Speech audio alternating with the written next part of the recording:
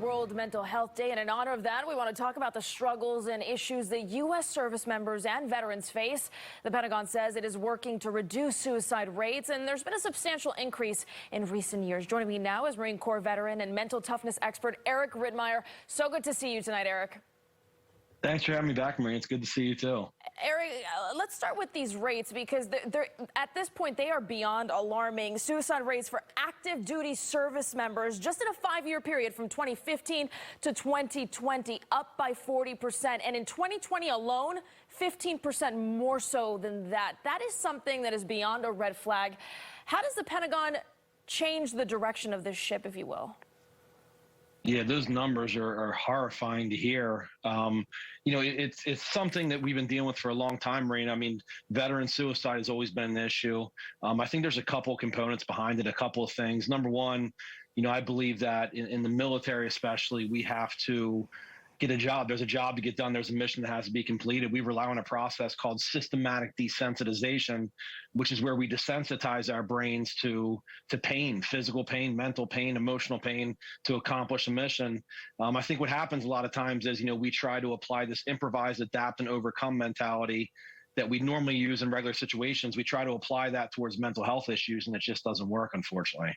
And a lot of the service members that have spoken openly about this say that there's a stigma that they have to overcome.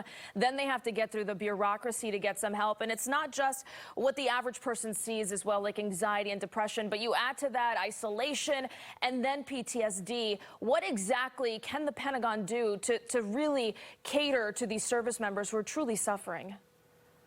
I think where this starts is letting every service member know that what they're feeling and what they're going through is okay. This is something that's very normal. We're emotional creatures. We feel. It's what we do. We can't stop the feeling. So I think what we have to do is learn to relay a message to service members that if there's an issue, if there's a problem, this is not something you can handle on your own. There's something you can seek out help for, and there won't be any type of repercussions for this. This is something we're all together. We have to look out for each other. This is big in the military. It's, we all bleed green. So I think it's critically important to let everybody know there's help available, but you have to ask for it.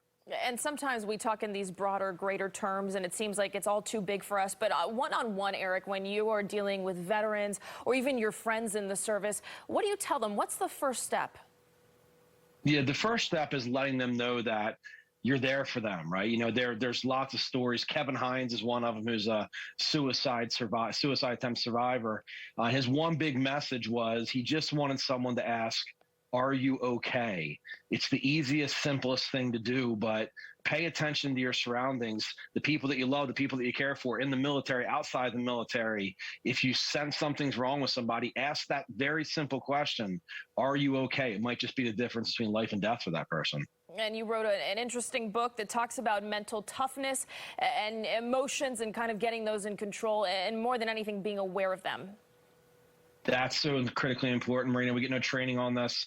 We're taught to turn off the emotion, to suppress it, to try to ignore it. All those things are impossible. We have to let people know that 100% of their feelings are okay.